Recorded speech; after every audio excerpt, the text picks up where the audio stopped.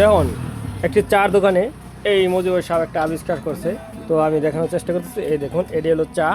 এই যে এই চা জাল হয়, তো এইভাবে এই যে দেখুন স্যালানি, এটা হলো স্যালান, ঠিক আছে।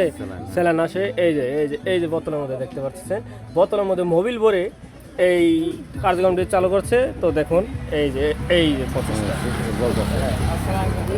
দেখানোর চেষ্টা করতেছি, একটু দেখুন। এই দেখুন অসাধারণ। এই